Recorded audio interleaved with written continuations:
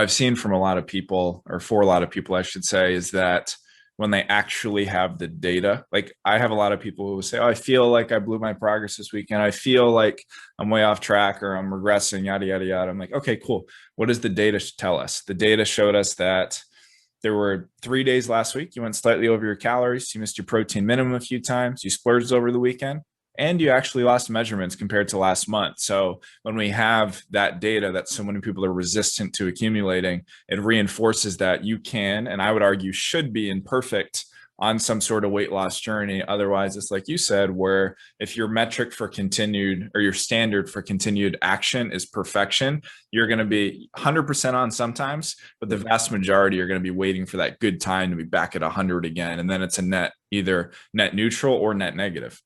Right. And it's again, everyone's conditioned by the other diets that if you're off, you're off. That's it. With data-based diets, you look at the data and it tells the story. Data doesn't have opinions. It is or it isn't. And we can watch it, we can understand it and appreciate it, or we can constantly hide from it and run. So I don't know. I'm going to go towards the data because I don't want to play games anymore. I want to know stuff. Why be in the dark longer than you have to be? Can you tell me how you apply this concept to the scale? It's something I see you talk about with borrowed weight, not Yeah. stressing it. So tell me a little bit more about that. Yeah, so the scale is funny. There's like movements now that are like, no, the scale sucks. Don't ever use a scale. And I'm like, again, it's data. If you're not using a scale, you don't really know. You can look in mirrors and you can measure, but those things don't give instant feedback and measurable feedback as effectively as the scale.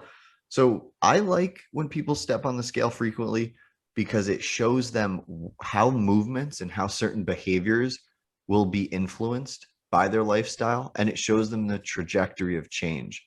So if you have multiple data points, you can get the averages a lot easier, and you don't make, off the cuff decisions if someone has soy sauce one day and the scale goes up because they're packed with sodium.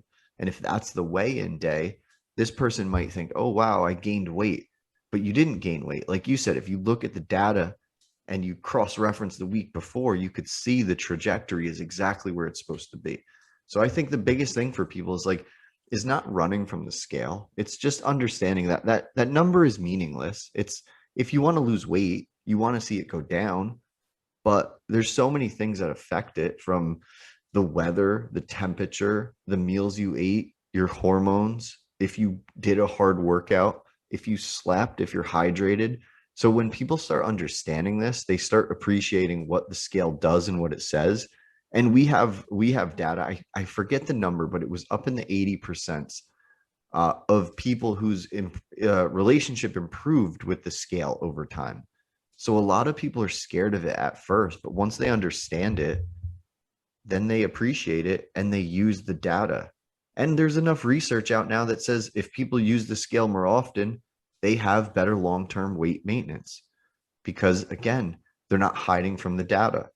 That number is kind of, and that piece of machinery is kind of keeping them accountable. So I'm a fan of it. I know there's some people that just cannot handle it, and that's okay. There's other methods we can use, but I at least want people to entertain the idea that this thing is just a unit of measurement. It doesn't mean anything. It's just going to show you what's going on. And I love how that starts with education, because similar to what we were talking about before, where people feel like they're broken or their metabolism is shot until they become more educated, as a result empowered. It's the same thing with the scale. Through maybe other programs, I don't want to name big ones, but other programs, you may be told to do a weekly weigh-in, and cool, you do that, and you're told to do it because, well, if the scale stresses you out, just step on every so often. But as you've seen, as I've even seen with like my own progress at times, I typically weigh around 200 pounds. So on a weekly basis, my body weight may be anywhere from 198 to 202, even some higher, some lower, anywhere between those. You know that a healthy rate of loss for a lot of people is around a pound per week, but I have this 4-pound fluctuation on a daily basis.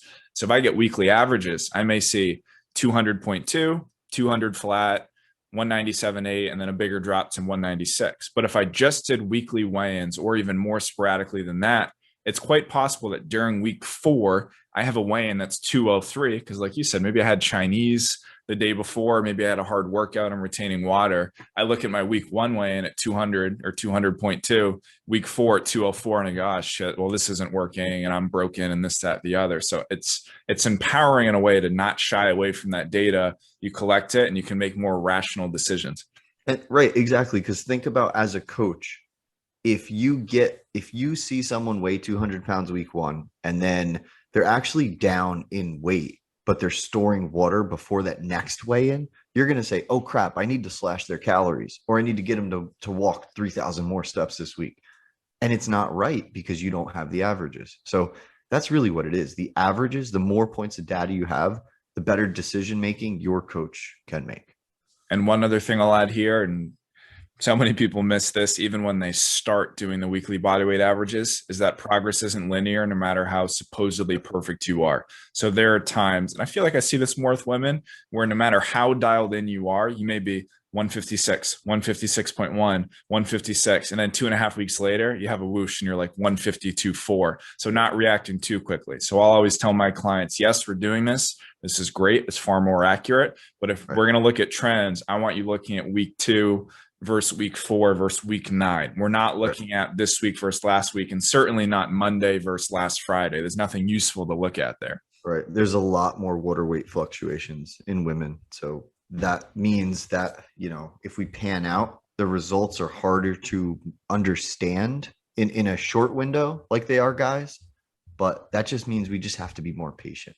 We just have to wait, because so many people are on the cusp of that drop, and they do something that sets them back because they didn't get that instant reward. So always just wait. The results are marinating.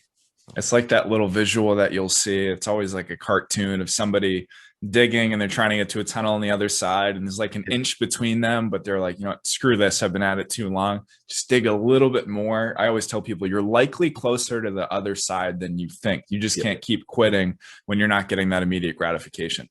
That's exactly it. I know the exact little image you're talking about. Yeah. It's like the guy mining for a diamond and just right through the wall. Yeah, right on the other side. Yep.